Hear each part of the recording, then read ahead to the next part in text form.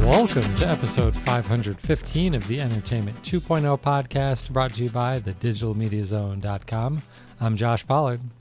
And I'm Richard Gunther, and this is the show that puts you in control of your favorite movies, music, shows, and games. And we like to start our show off with feedback each week. We're not really prepared there. We have last-minute feedback that we didn't get in. So, Josh, I think maybe we might want to hold that till next week. But there was something that I wanted to mention.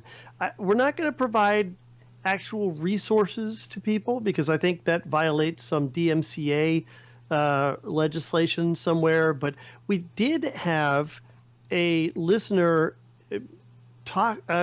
send something in.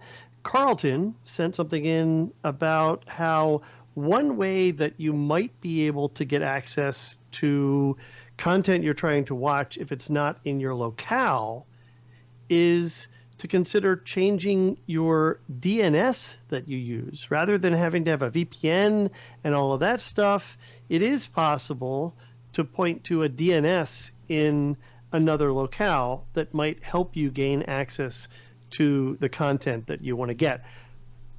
Again, there are resources where you can get this information. We're not going to explicitly provide that, but I thought that was a kind of an interesting way of solving the region locking problem that a lot of people are struggling with, particularly if they're not currently located where they're originally from or where they prefer to get their content. Yeah, that's a little trick I'd never thought of before. Interesting. Yeah, pretty clever. Yeah. Okay, so that's going to be it for our feedback. If you would like to send some more in for our next episode, you can hit the contact form over at thedigitalmediazone.com, or if you like typing really long email addresses, ours is entertainment20 at thedigitalmediazone.com. All right, Richard, we have a bunch of news, and almost all of it is video news. It floors me how much entertainment news we're getting right now. I don't see us taking a week off for lack of news for a little while. No, it's because people need a break. People need to get away from their day-to-day. And I think that it's really good. All of the news, in fact, I think all of the news that we have is good news. And that's good stuff. In fact, our first story came in literally within an hour of recording our last episode. Yeah, we considered trying to splice it in and all that stuff, but it just wasn't going to work out. So our first story, I was going to say unsurprisingly, because it seemed like for months every week we had a story from Plex to talk about. But really, yep. Of late, there hasn't been nearly as much to talk about. But we have Plex in the news again this week. They've been working on their live TV functionality. And we did mention last week in episode 513 that they are making their live TV service features available to everybody for a limited time. It's not for forever, and it's not all of the features. You don't get the DVR stuff, but you do get a couple of days of guide data and the ability to watch live TV through Plex. So shortly after announcing that, they also released some updated versions of a couple of their apps to improve that experience a little bit. Basically, they've released new versions of the Android TV and the Apple TV app. At least when it comes to the live TV updates, that's where you're going to find them. They've done a couple of other things that they have Chromecast coming soon to iOS devices. Oddly, not Android devices. That's coming later, I guess. But from a live TV perspective, that's where the interesting stuff is. So we've got a grid guide. That's functional. It's good. It's pretty good, I guess. But one of the big problems that they've had is changing channels is slow. And supposedly they've made this faster. Richard, I don't know how long it's been since you've tried to use Plex Live TV. It's apparently been a really long time for me. So long, in fact, that I didn't even have it set up anymore. Yeah, that is not the case for me because I still use it as a DVR, and I don't really worry about the live stuff because I don't use it for live TV. I use my TiVo for that. The live TV, like you said, has been slow for me, and we know that this can't all be on the HD home run tuner or whatever tuner you're using, because if you use Silicon Dust's app for the tuner, you can change channels pretty quickly. Right. Yeah, so I gave it a try tonight on my NVIDIA Shield. Changing channels is still pretty darn slow. Really slow, I thought. But, one of the things that you do get, what I think is the coolest feature that they've added, and this feels very familiar TiVo has this, Windows Media Center had it, and that is Picture in Guide is what they're calling it. So if you're watching live TV and you press the up button on your D-pad to bring up the guide, it puts a small frame of the show that you're still watching up in the upper right-hand corner so that you can still see the guide. It's not exactly how Media Center did it, but I think it works pretty well. Yeah, and I mean, it's kind of, I don't know, like basic DVR functionality nowadays. So I'm glad to see they have it. Look, I know that this is something that they've been improving over time. They came out with a minimum viable product that, something that they could offer to people to be able to enjoy live TV on the platform. It just hasn't been there. Maybe these things will get it over that hump, because we know many people that tried it and decided that it wasn't for them. They couldn't deal with the experience. The concern that I have, and this is the challenge that you face when you're entering an existing space with an entry-level product, is that I don't know if once people have tried it and didn't like it, they'll consider going back. Right. It is hard to get people to try something again, but maybe not so much in this space, because if you were trying Plex Live TV, you probably already had a Plex server. So you're probably in Plex a lot anyway. So maybe it's not that big of a deal to try again, especially if you're already like a Plex Pass lifetime subscriber. So it's not like you have to pay to get access to it again and stuff like that. Right. This is true. And if you're not a paid subscriber, remember, now is the time to try this out. You have the opportunity to try their live TV capabilities. I think it's through June at no cost. Right. Yeah, I don't remember the exact date either. It's in our previous episode, and the details of that are in the story that we'll link to in the show notes for this topic.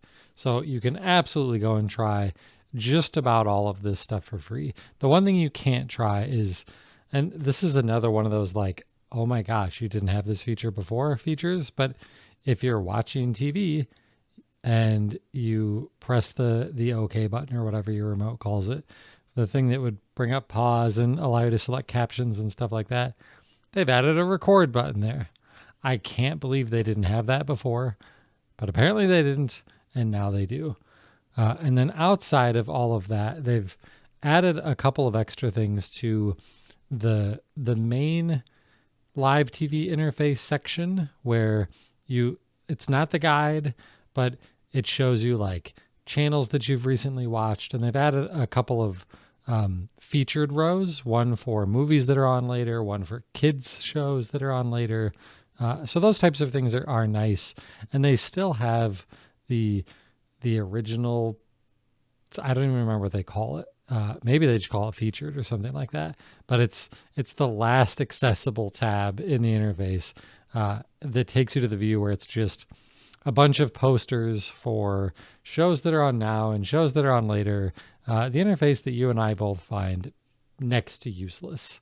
Yeah, So, it's next to useless because it surfaces stuff that I just don't care about. It's almost as if it's mining that information from the lowest channels on my lineup, which are not only not HD, but also just a bunch of stuff that I never watch. yeah. So I did actually find one cool thing here, one thing that I actually set to record as I was going through and looking at the featured stuff. They also had sports on later, and I was like, what could that possibly even include? There aren't sports to watch anymore. But, so we're recording this on Tuesday, and the third or fourth item in the list was a hockey game that NBC is airing on Saturday. That actually happens to be Game 7 of the 2009 Stanley Cup Finals, the first time that I got to see my beloved Pittsburgh Penguins win the Stanley Cup. So I set that to record. That's cool. That's cool. I like to see some of the creative things that different outlets are doing to still provide consumers with content when there isn't new content. Right. Yeah. So that's it for the Plex news this week. Richard, I'm going to let you introduce the next story because I still haven't figured out how to pronounce this. Yeah, okay. Well, that one I can do. This is called Quibi. So Quibi. we have been hearing about a new up-and-coming service, it seems like for years now.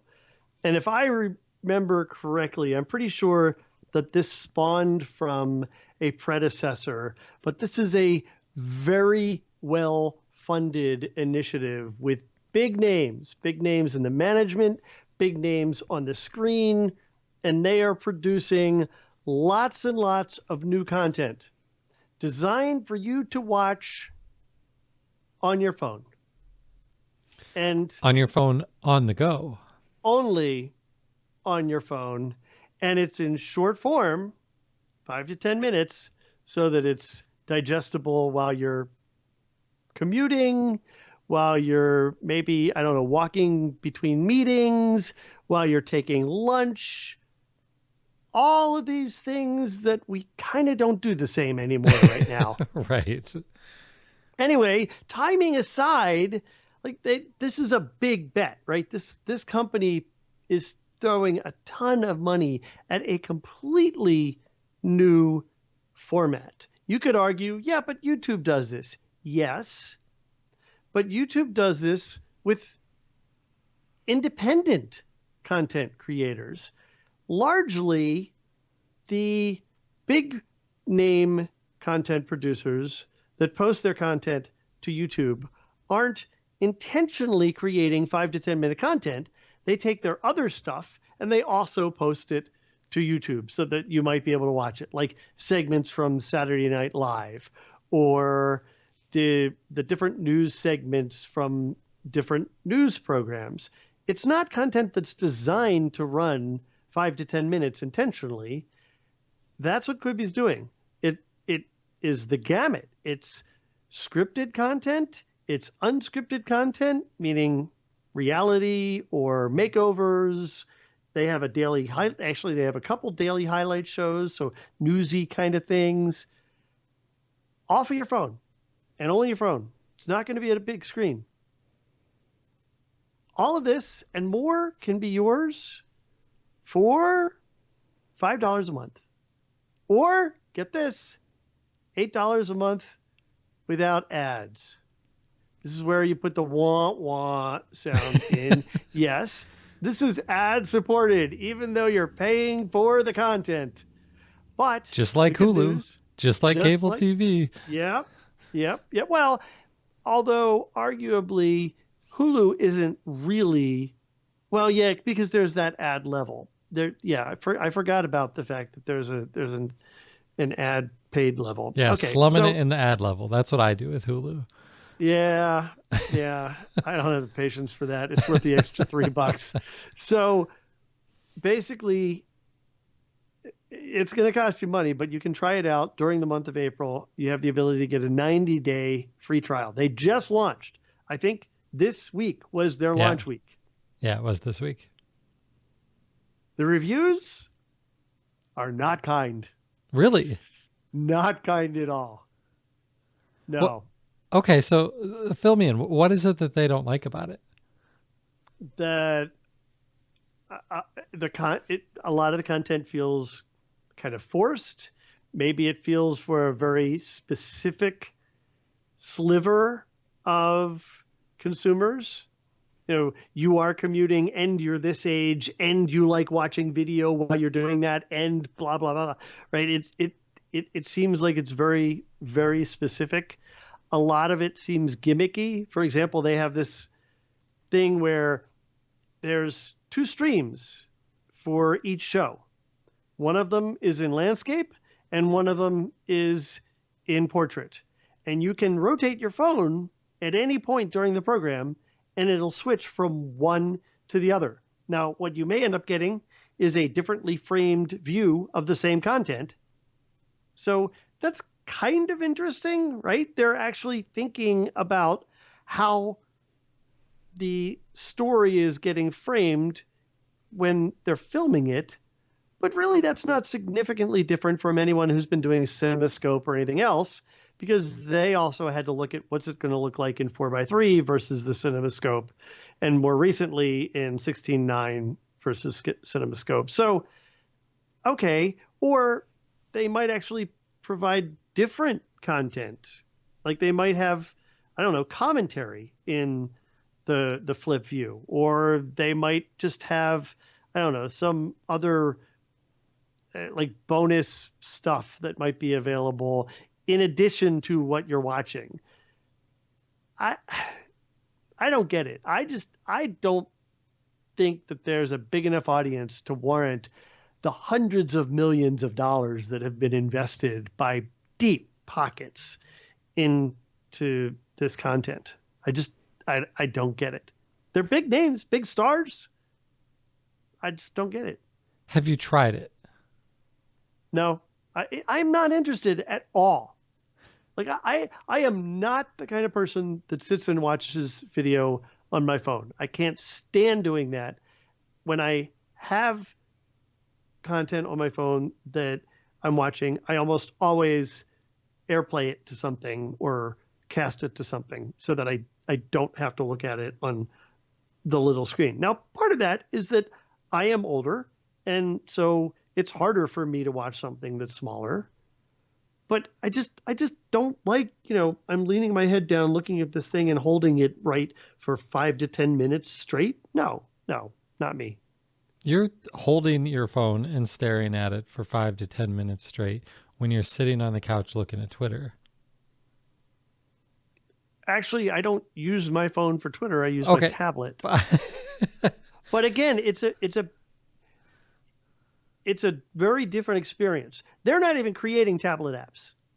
Oh. It's only phone apps. Okay. So that may scale for your Android tablet. Right. But for your iPad, you get a phone app on your iPad. Okay. So I did try this. And like you, when I first heard about this, because there was a lot of news about it at CES. So I read a lot of the articles about it and stuff. And I thought, this is stupid. Who wants this? I don't want this. I don't want this. Then today it came out and I'm like, 90-day free trial. I should try this. I got hooked immediately. Like, I think it's actually kind of cool, and immediately started thinking like, well, when would I want to watch this? I could watch this while I'm brushing my teeth and getting ready in the morning. I could, if I decided to take a walk in the middle of the day around the neighborhood for just a few minutes, I could watch a video while I'm taking a walk. Like, watch video while you're walking around? I've never done that before, but don't do that. But my home office is situated at the front of my house, second story. So I see people walking up and down, and I live on a fairly main street. So I see people walking all day long, and I can't thought you were tell going to you. say, so your wife would be able to tell if you tripped and fell. No. But I can't tell you how many people I see walking down the street staring at their phone. Like, it happens all the time. So I don't know that I would personally do that, but I could actually see this cutting into some of the time that I'm using for listening to podcasts, like while I'm getting ready in the morning or getting ready for bed or whatever. And some of the content is interesting. Like, they have is it Liam Hemsworth? I don't know. Thor, right? I think it's Thor. Is in one of these scripted dramas called The Most Dangerous Game or something like that. And the first That would be Chris Hemsworth. Chris Hemsworth, sure, whatever. I'm not good at actors' names. And it's, the first episode is 8 minutes or whatever. And I watched it tonight and I was like, this is really good. I want to watch episode 2, but I have to produce a podcast. Like, I don't know that I'll stick with this, but I'm absolutely interested right now. Yeah, I don't know. I just, this whole format, let alone the mobile device, the whole idea of scripted or unscripted, a serial of something that goes from 5 to 10 minutes a piece. That's like the formula for webisodes. I hate webisodes. Like, I'm just not a fan. Just give me half an hour's worth of a story, or 21 minutes or whatever it is now after you take the ad out. I don't know. I think that I would have loved this last night. And I guess spoilers for later in the show. We got done putting our kids to bed, and it was later than usual, and I was really tired, and I'm like, I could watch Homeland tonight, but I'm tired, and Homeland is an hour, and I don't want to fall asleep in the middle of Homeland, so I'm not going to watch Homeland tonight. I could have watched 2 episodes of this. True. That's true. And also, yes, you do have to pay attention in Homeland. Right. So I'm going to keep checking it out, and maybe that's what's going to end up in what's going on in my entertainment center next week, but hopefully more than just that. All Josh has time for is Quibi. All right, so let's move on from Quibi. And I wanted to say Quibi just a couple more times so that I can remember how to pronounce Quibi. Yeah, I'm not even going to tell you some of the ways that I thought it might be pronounced because I don't want them back in my head. So instead, we'll move away from Quibi and go on to our next story. This, again, kind of tails or piggybacks on a topic that we had last week where we talked about live TV stuff coming to Amazon Fire devices, and that was through Sling, and I think some ABC News stuff was in there, but ABC News is pushing hard to get their ABC News live sort of app everywhere, and they've now launched their ABC News app for Android TV and for Amazon Fire TV, so that's available now. And if you don't have one of those because you really you really love terrible remote controls, then it's coming to your Apple TV later. And if you love the cheapest streamers available, it's coming to Roku later this month also. So I've not checked out the ABC News app. I feel like I'm watching less news than usual, which is super weird probably for the period that we're living in. But I like ABC News's content in general. Like, if I'm going to watch a presidential debate or something, I'll frequently watch it on ABC. So I think I would probably like their content. For me, when I'm at a computer or something like that, I've been using the CBS News app for years because it's been available for years and it's been a really good service. So have you tried ABC News yet?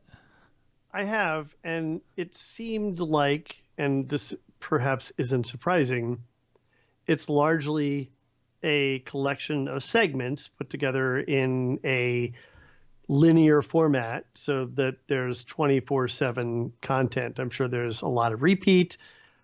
It's not, at least when I've tuned in, it hasn't been like long form shows. In fact, if I remember correctly, I tuned in during what I would consider like primetime evening news time, and it wasn't the primetime news program at the time, which I thought was kind of weird. So I need to spend a little bit more time with it, but I think you're dead on here. They are coming at CBS News specifically because CBS had the lead on this. They were one of the first to have their own news kind of, network app, if you will, available pretty much everywhere. Yeah.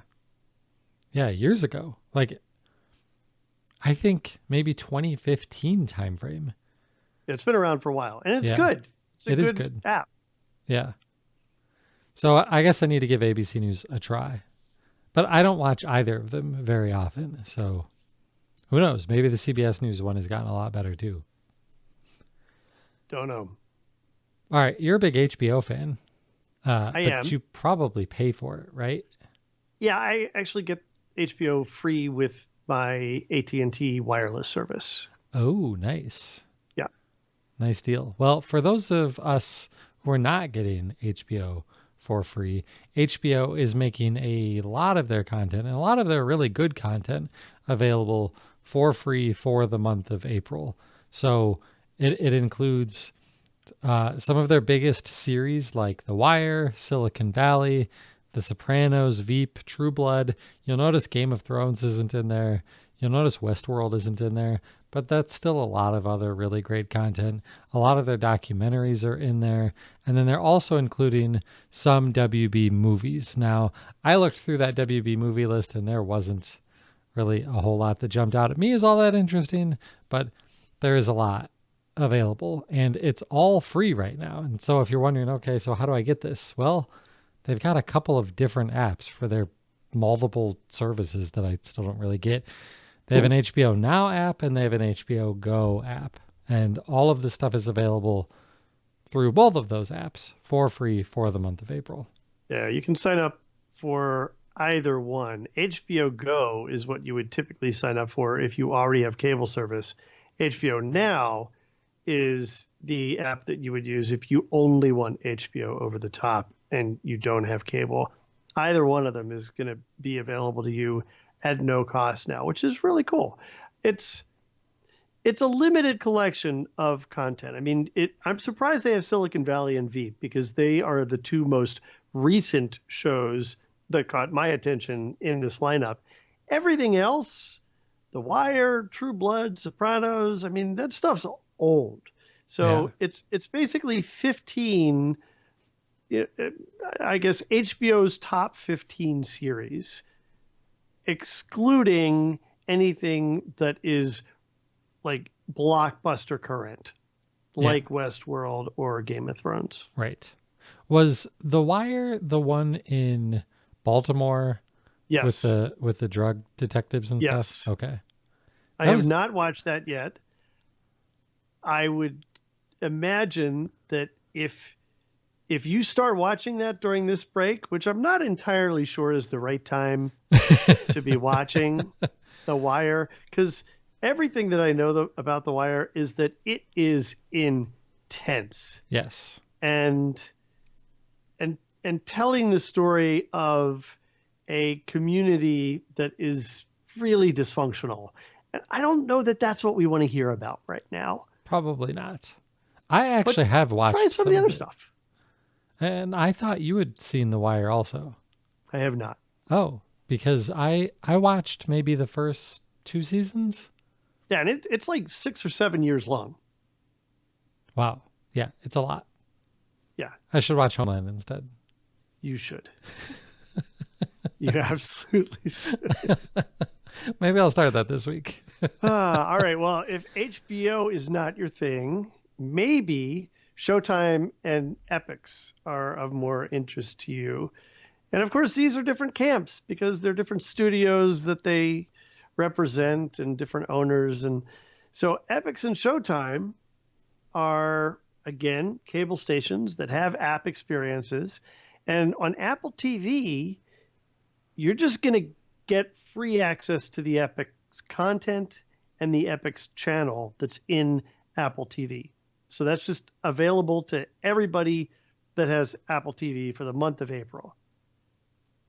Additionally, Showtime is extending their free trial. So if you want Showtime content like Homeland, then you'll be able to get Homeland and other Showtime shows, all of them, for the month of April through a free trial with Showtime through Apple TV. You actually have to sign up for that. That one doesn't just show up. You have to sign up for that. All this is really cool, but I actually have this a little bit better because for Verizon Fios is just turned these stations on for all of their customers. If you have Verizon Fios, even if you don't have Showtime or Epix or any premium channels whatsoever, they've lit up your Showtime and Epix channels, all of them. So you might want to check that out. You might want to go in, I don't know, undisable them like I had to do in my guide so that they'd show up again. And I even, when I did that, then went and canceled my subscription that I have to the Showtime app. And I figure I'll renew that when this period is over. But this is a really cool deal because there's a lot of good content on Showtime. It's funny, I was listening to Home Tech, the Home Tech podcast a couple weeks ago, and I think Seth said something along the lines of, "Oh well, I don't know who watches Showtime." I'm like, millions of people. There's a lot of good shows on Showtime, so you might want to check that out. Like it seems like everybody watches HBO and Showtime. It's the other networks that no one gives a crap about. Right? Like no one's watching anything on Epix and Cinemax, and Stars. Right. Right. But Showtime has a lot of really good stuff. Yep. Very true. Cool. Very true. Well, so Verizon Fios, kind of surprisingly, are the ones who are doing this best. It is kind of surprising. Yeah. Yeah. Cool. Yeah. But it still falls under our goal of having all good news here. So way to go, Fios. All right, more good news. Piggybacking on previous shows, again, we mentioned, I believe just last week, Movies Anywhere, maybe this was 2 weeks ago, was launching a service that would allow you to let your friends watch movies that you own or have registered in your Movies Anywhere collection. They call this Movies Anywhere Screen Pass, and it's available, but it's in a closed beta right now. It's still beta, but they're opening it up. All that really means is there's a form you can go to where you can register to be included, and it's not an instantaneous thing. I registered for it tonight. I had hoped that Richard had already registered for it. He unfortunately hasn't. So neither of us are in it yet, but I'm hoping that this is going to be working soon and that we can give this a try, because I was thinking about this feature more today, and while it is super limited, and if you want to hear more of the limitations, go back a couple episodes, we dug into all of it, because it's not everything. But while I was thinking, comparing this to like Plex, if I'm streaming from your Plex server, well, then I've got your internet to deal with, and maybe you've only got 720p versions of movies. You probably don't, Richard, but other people, right? But maybe you've got 1080p versions. Well, I got a 4K TV. I've got fast internet. I want to watch it in 4K. And a lot of the stuff that's on Movies Anywhere is available in 4K. So I would love to be able to watch those things in 4K, but not streaming them from someone else's Plex server, hoping that their internet is fast enough to stream 4K video to me. Yep. Agreed. I will sign up. It's funny. I was trying to think, why would I want this when I can share? But you made a good argument there. There you go. All right. And finally, in our video stories, we wanted to talk about Amazon Prime Video finally letting you buy TV shows and movies in the app on iOS and Apple devices. This wasn't possible before because, the Apple tax. Apple initially, I think, takes something like 30% of each sale. And then if you have a certain volume and you're with them for over a year, then I think that goes down to 15%. But they must have come up with some make nice deal with Amazon, because now you can just go in the app and purchase anything that you don't already have. It's not one of these things that says how to get this content, and then you have to go to the web, and you can't even do it on your phone. You actually have to do it on a desktop browser, which is just ridiculous. So now you can do it in iOS, you can do it on the iPad, you can do it on tvOS, on your Apple TV, and just buy stuff you don't have, which makes life a lot easier. I'm glad to see this. One other thing, in this update, they also pushed out an improvement to the iOS app that allows you to get casting. So now you can throw content to your Chromecast devices using the Amazon Prime app. Cool. That is cool. Yep. I'm shocked that they got the ability to buy and rent stuff. Yeah, I am too.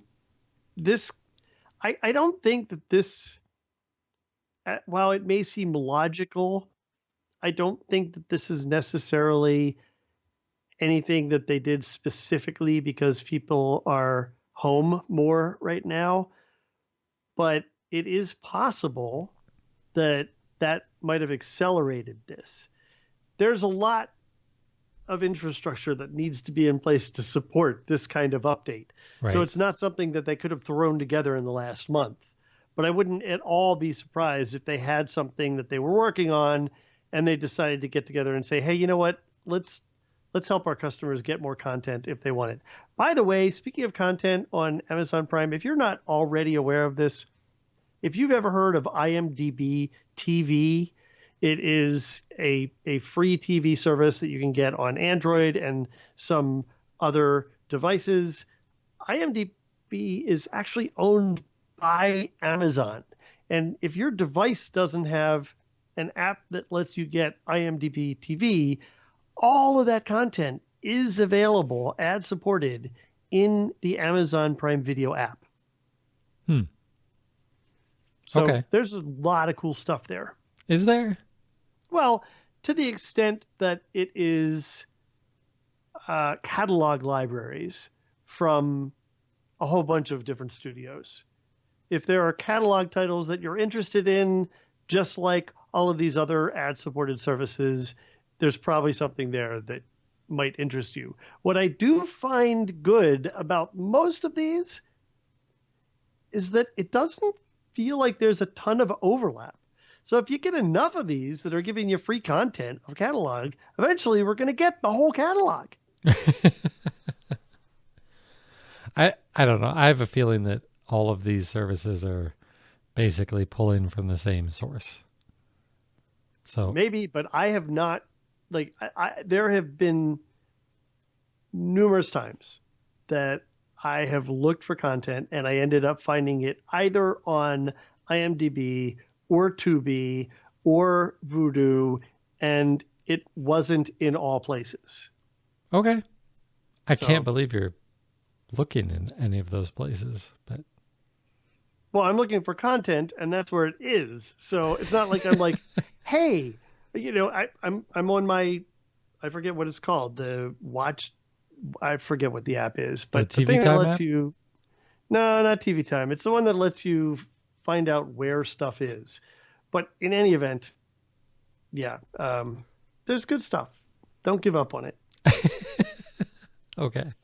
I'm just saying. It's too late. I've already given up. Ah, And I'm the one who's willing to deal with ads more than you. right. All right. Well, another thing that I'm willing to deal with more than you is gaming. And we've got a little bit of gaming news this week. Not a ton, but a little. And the biggest news by far is today, Sony announced what the next generation controller is going to look like. So the new controller for the PlayStation 5. And you might have expected me to say what the new DualShock looks like, because that's what the PlayStation controller has been called since the first revision of the original PlayStation controller in like 96 or whatever year that came out. They're not calling it a DualShock anymore. It's now the DualSense, and it's kind of a weird name, but whatever. So the general layout is still the same. The sticks are still horizontal, on the same horizontal plane. It's not offset sticks like the Xbox controller or anything like that. It's still got the big touchpad in the middle, but the light up ring, or not ring, the light bar that used to just be on the front of the controller now kind of wraps around that touch surface area. Frankly, I thought the touch area would go away for the PS5. Apparently it's not. They want to keep that around. Another thing that is changing is they got rid of the share button. They didn't really get rid of the share button. They're just renaming it. They're calling it the create button. It sounds like sharing to me. It sounds like it's going to launch into, like, they're not telling us what it'll do, but it's probably going to like launch you into a video editor or something like that before you upload it to Twitter or YouTube or whatever. And maybe launch a Twitch app or something like that. But that's effectively the sorts of things it's going to do. The coolest feature is that it's going to, well, potentially cool, is that it's going to have a built-in mic array. So the controller itself will have microphones. The mic array means more than one. This is how like your smart speakers at home work. They have more than one speaker so that it can hear from different angles and do some noise cancellation. And the idea is use just the controller as the microphone for chatting with your friends. So how do you hear? Well, I've never done multiplayer gaming on PlayStation 4, so I can only talk about how this works with the Xbox. But on Xbox, you can set it up to hear voice chat from the speakers, like from your TV speakers. So, okay, and that's why having a microphone array makes a lot of sense here, because you'd really want it to be canceling out your game audio and any audio that's coming from chat. Right. And hopefully they've got the technology there to make that good, because voice chatting with people and hearing yourself coming back through or hearing their game all at a delay is super annoying. So I trust that they've been working on that to make that a good experience. Hey, I feel like if even Skype can figure that out, then surely Sony can do it. You would think. So here's hoping. And then the other thing, the PlayStation controllers for a while now have had integrated rechargeable batteries. That is the case here again, but it's upgrading to USB-C charging, which just makes sense. Everything is moving to USB-C. So the overall shape of the controller, it's a little bit more rounded. Like it just looks like a more comfortable controller to hold on to. I've never found the DualShock controllers all that comfortable to hold on to. Plus, I don't like how the sticks are arranged. I really like the offset sticks on the Xbox controllers. I think it just works better. They're not doing that. But it looks more comfortable. But the design of this controller, like, I don't know, the first word that came to mind for me was space age.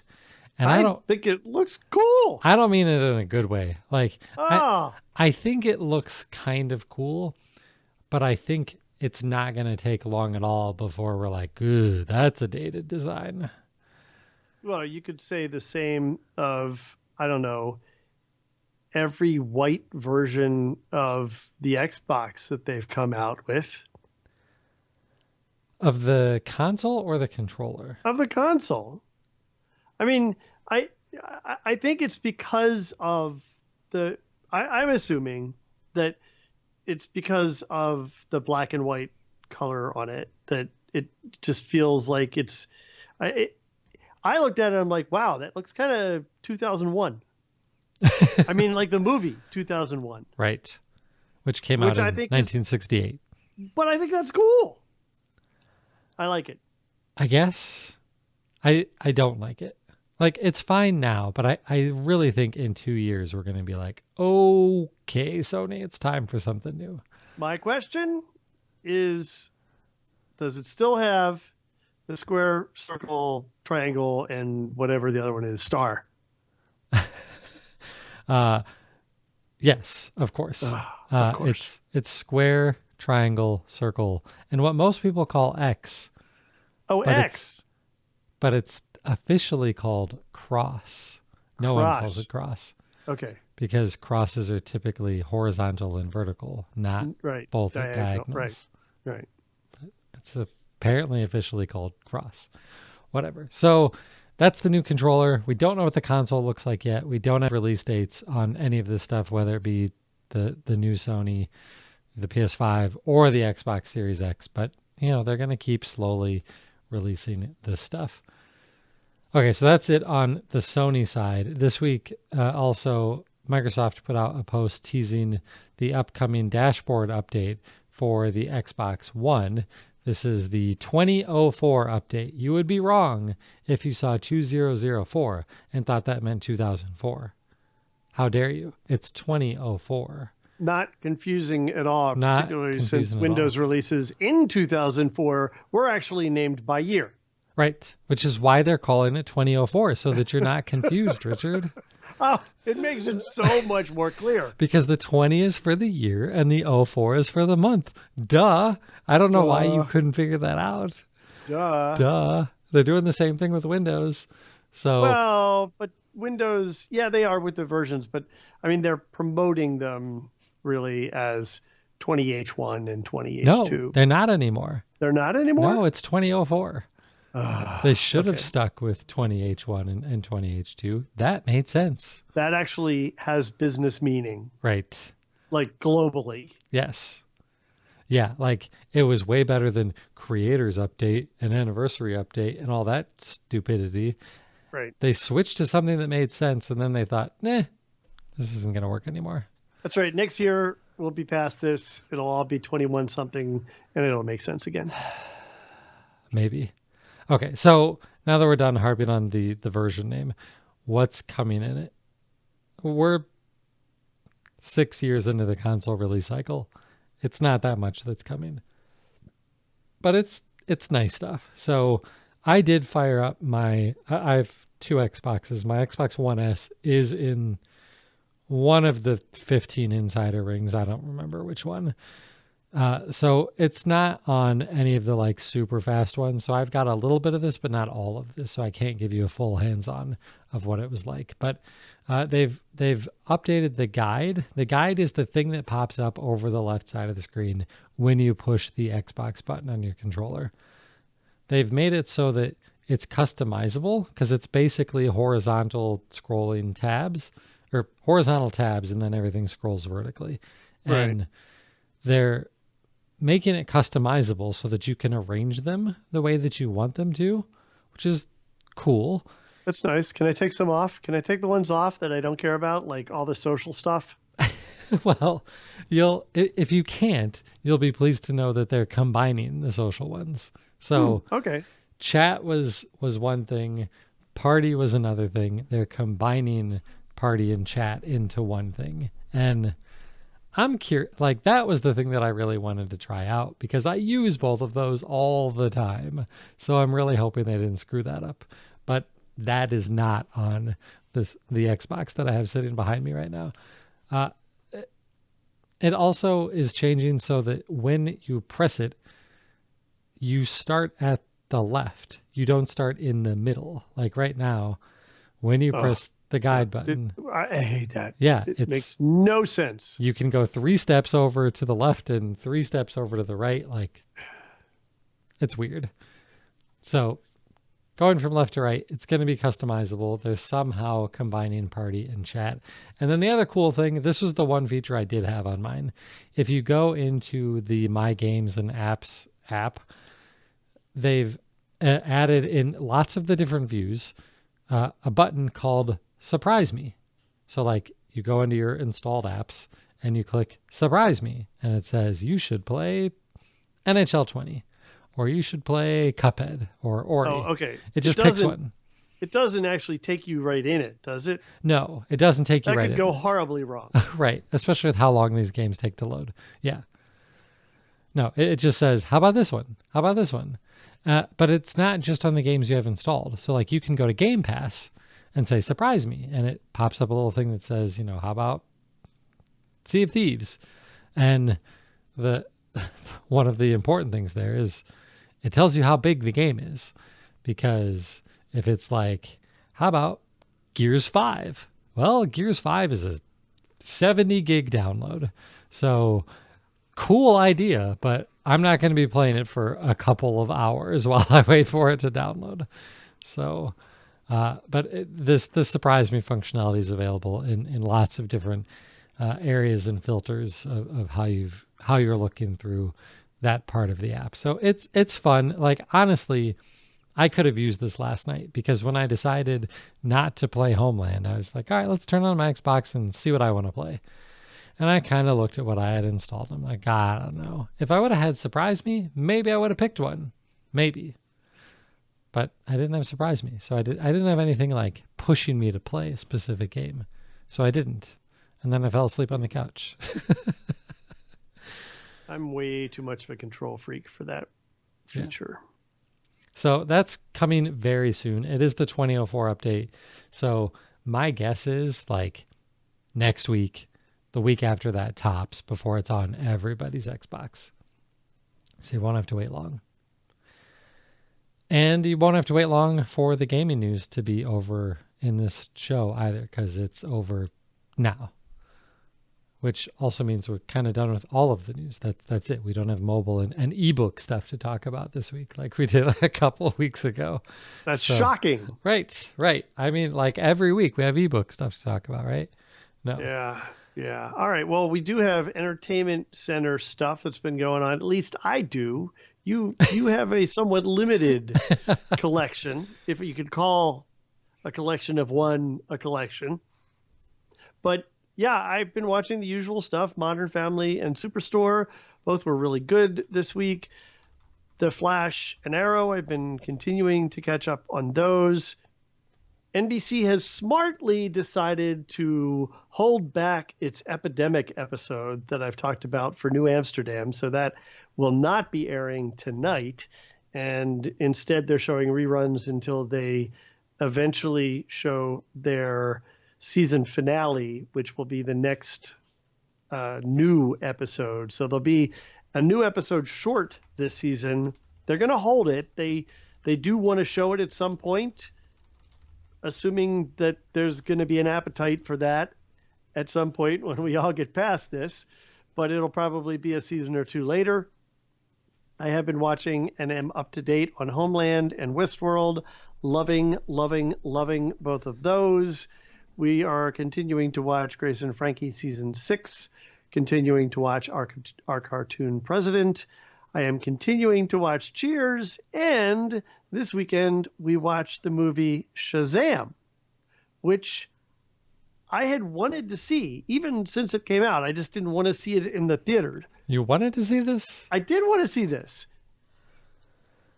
So everybody I know that saw it enjoyed it. It's one of these kind of irreverent, but still kind of heartwarming, I compared it to Deadpool, but PG. Way more PG than Deadpool. And we thoroughly enjoyed it. Everett and I both watched it. We thought it was a lot of fun.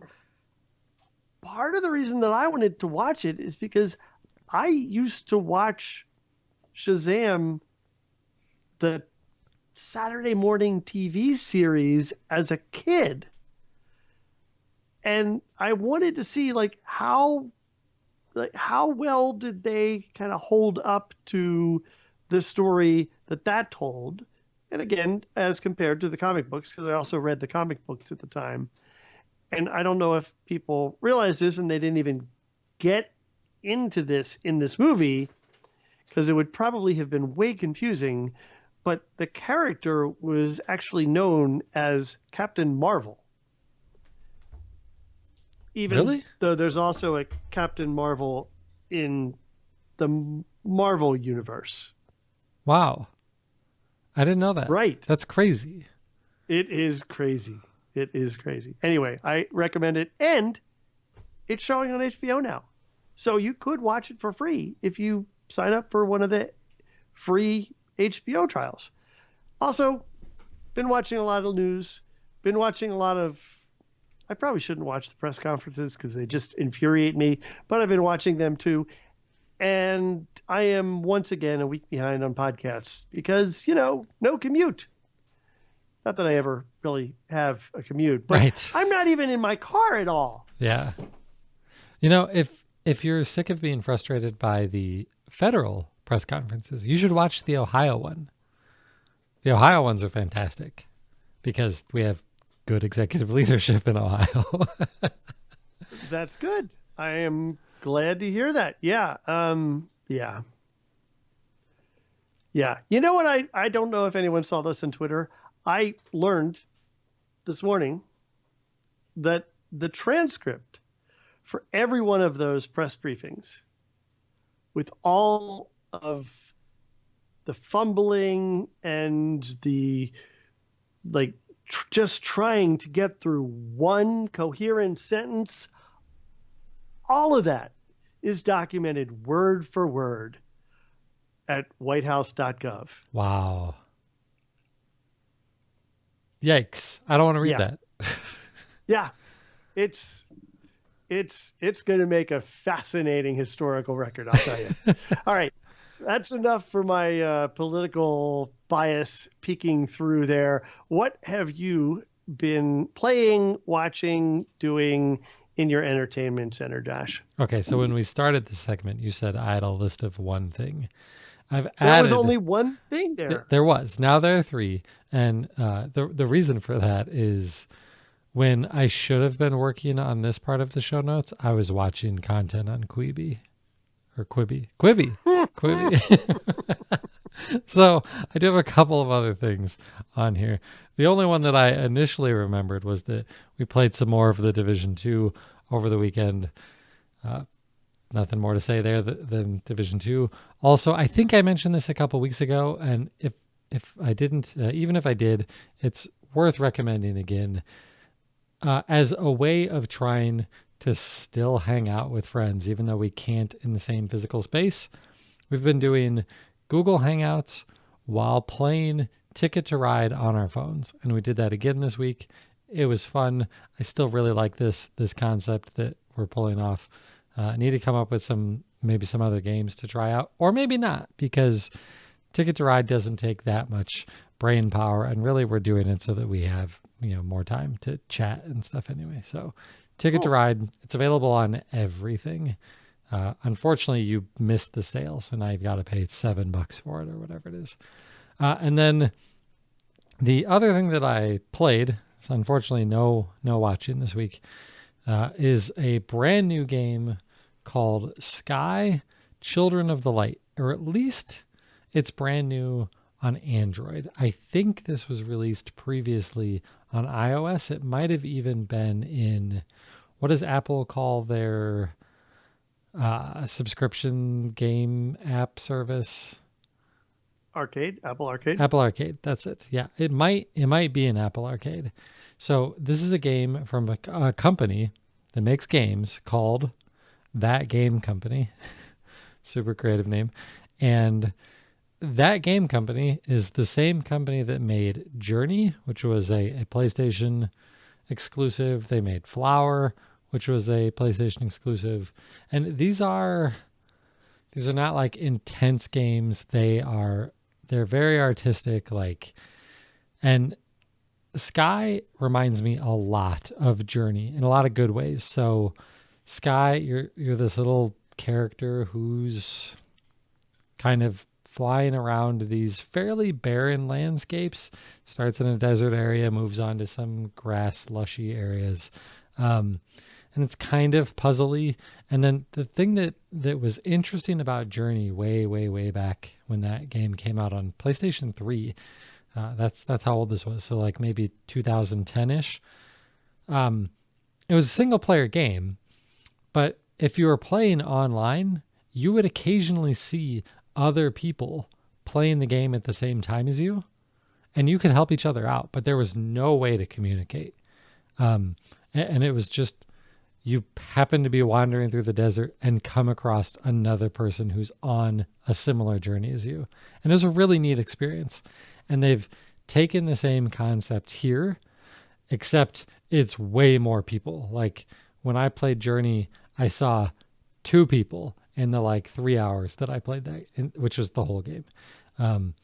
When I played Sky Children of the Light for a half hour or so last night, I saw like 10 people. Like it was lots. So it's cool. I like the experience. It's free. It's definitely on Android. I'm pretty sure it's on iOS. There are in-game things that you can buy. It doesn't seem like you really need to, but it's a lighthearted, very chill game that can be experienced with other people, but not in a way where like they're going to ruin your fun or anything like that. So check that out if that sounds interesting to you. And that's it. I'm really going to try and watch Homeland this week, Richard. Sure you are. All right. Well, that is it for what we've been up to. A quick announcement before we're out of here. I forgot to mention this last week, actually. Last week, all week long, I was on Ken Ray's new after show podcast that he has for his show macOS Ken called In a Few Minutes.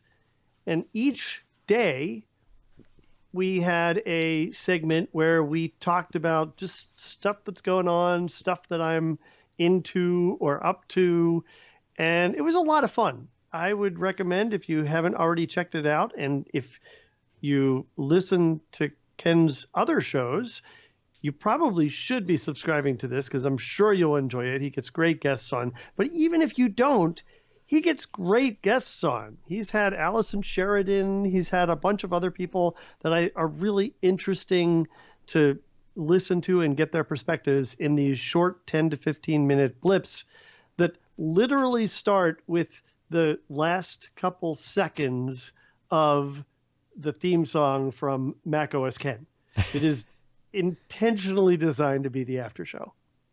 And so this is a standalone podcast that's freely available. It's not like a Patreon extra or something like that. Nope. He trialed it with his Patreon folks and then ultimately ended up releasing it to everybody. Cool. Very cool. Yeah. Yep. Very cool. So I would recommend checking that out. Yeah, especially all of last week's episodes. Absolutely. Because best guest they've ever had. I don't know Probably. about that. I mean, they had Tom Merritt. They had some big names. So, None bigger than Richard Gunther. All right. Well, if you want to get a hold of podcast superstar Richard Gunther, he's on Twitter at Richard Gunther. Little lowly Josh. I'm there too at Josh Pollard. The website's there too at Digimedia Zone. We're on Facebook and all those other places. Go to the show notes at thedigitalmediazone.com for all of that information and to check out our other podcast, Home On, Richard's other show. I know that you're working on a new episode because I was on it. Yeah, you were. This week's episode of Home On features peer projects that folks like you and other voices that you'll be familiar with are taking on while we're all spending a little bit more time at home than most people are used to. That's the thing that's really funny about this. Like, this isn't really all that different from my day-to-day life for me, but I'm a homebody. Yep. I think people will enjoy this episode. Yeah. It's going to be a lot of fun. I'm looking forward to it. To hear everybody else talk, not me. So, so we also do this show live. We record typically Tuesday nights at 8:30 p.m. Eastern. Yep, probably not the next 2 weeks, though, because birthdays. Oh my gosh, you're right. Our birthdays are on Tuesdays this year. We're busy the next 2 Tuesdays, so we'll probably be doing it Wednesday. Maybe we'll let you know. Maybe. Yeah, I hadn't thought about that. Yeah. Yep. One birthday next week and another birthday 2 weeks, a week after that. So very cool. All right. Well, follow us on Twitter to know for sure when we're going to go live, because we do always tweet when it's going to be live. And we want you here because it is so much more fun when you're here chatting with us. You add a lot to the show, and we think you get a lot out of it too. So come next week, whenever that happens to be. And also, we're trying to get all of these up on YouTube. So if you want to see the video, go and check those out. Of course, all of the links in the show notes. Subscribe, like, ring the bell, all of that YouTube stuff that you're supposed to do with YouTube videos. Go there. This week you'll get to see my crazy shirt.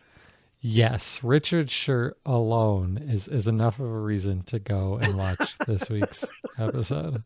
I was surprised when I saw what Richard was wearing. So there's your hint, your reason to go. So all right, that is going to do it for episode 515. He's Richard Gunther, and I'm Josh Pollard. Thanks for listening to Entertainment 2.0. Adios. Goodbye.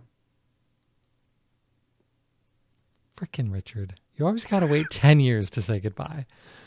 If only there were, I don't know, some automated process to not worry about that like you use. There isn't an automated process for the video. Oh, whatever.